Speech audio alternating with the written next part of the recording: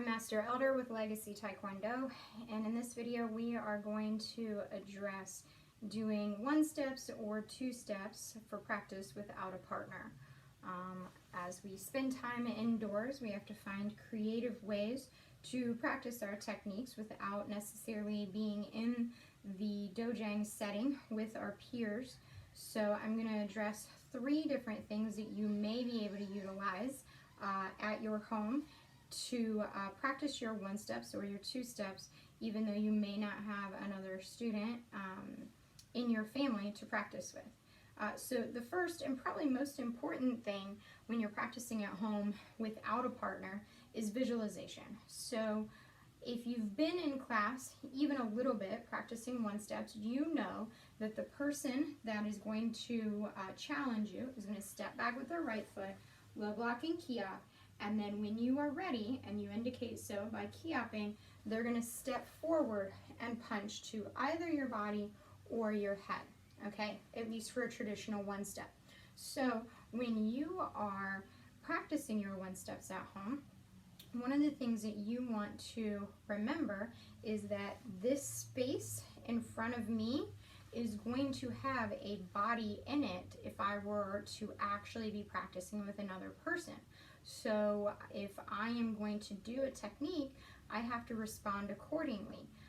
As we've been working with our students over the last week or so in one steps, one of the things that I'm seeing happen often is the students are practicing a series of techniques and they're just plowing right through the person that would be in front of them. So they've got, you know, an outside block and then an awesome front kick and maybe a spin elbow and a round kick to the head. But here I've come forward enough that I'm standing on the other side of where this person would be, and I did not address the fact that that person would not have moved out of the way in response to my techniques. So first and foremost, you have to visualize that your partner is there and you are responding to their attack. So if someone is coming at me, they are going to step back and low block, and they are going to step into my space and punch.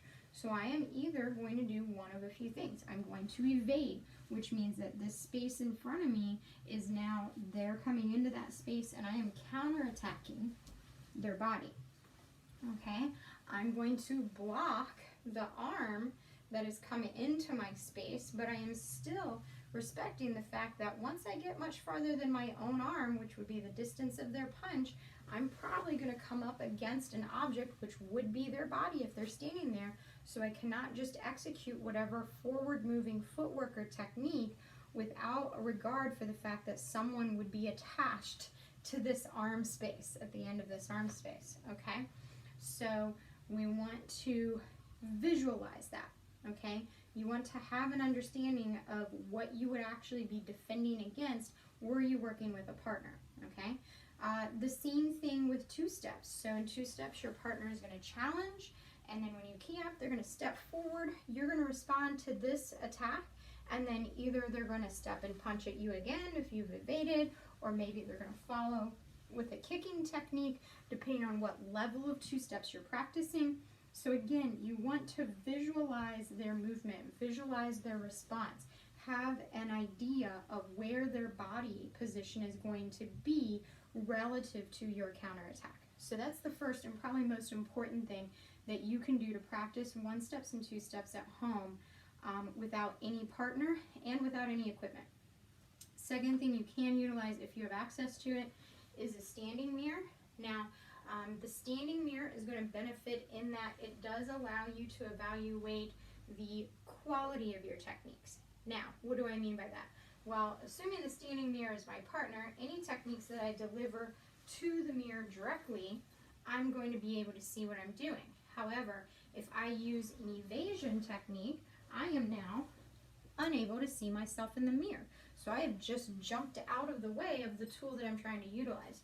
So the mirror can benefit you in regards to evaluating proper mechanics and position and placement of certain techniques, but when you start to add footwork into your one steps, it does negate some of the benefits that you can get from the mirror. So don't practice exclusively with the standing mirror if you have it, because you will then become habitual with only counterattacking to the punching area of the person or the front side of the person rather than using your footwork to move around your partner.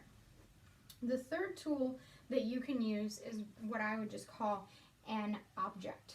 And when I think of an object, I typically would think of a chair, especially a kitchen chair, because they tend to be about a person size. So we're not looking at a big overstuffed recliner or something like that where you've got a lot more surface area that you're responding to. I have brought in my clothes drying rack for a couple of reasons. One, it's about person wide, okay? And two, for the sake of this video, any movements that I do on the other side of this clothes drying rack, you can still see what I'm doing, so I'm not obstructed by a more solid object. But what this allows me to do is put in front of me something that represents the physical body space that a person would be taking up. So, you know, we've gone knuckles to knuckles to get our distance. That person has stepped back and challenged. I've responded, they've stepped into my space. I've moved out of the way. Now, if I just kick, boom, right in front of me and blast through this clothes drying rack, two things. One, I might break it. Not so great. Two, I could injure myself, hopefully not on something this lightweight, but if you were kicking a kitchen chair, very reasonable. And then the third thing is you also haven't used the tool for what you're trying to simulate, which is not making contact with the person that would be your partner when you have the opportunity to practice with a partner again. So make sure you respect the space that tool within your home represents, and you are utilizing it in order to maintain and gauge appropriate distance for executing your techniques without making contact, but still practicing a multitude of different footwork and body adjustments and counterattacks at home without a partner. Thank you very much for watching. If you have questions, please follow up with your instructors in your sessions, and we look forward to working with you more this week. Have a great day.